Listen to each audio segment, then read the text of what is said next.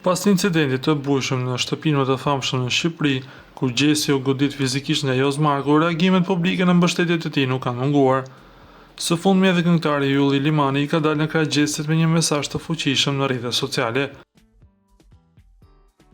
Në një postim në Insta Story, Ylli Limani ndau një foto të Gjesit nga shtëpia e famshme dhe shkroi: "Rrugën drejt sukseseve të mëdha nuk mundet me nalt kurkush dhe kurrë.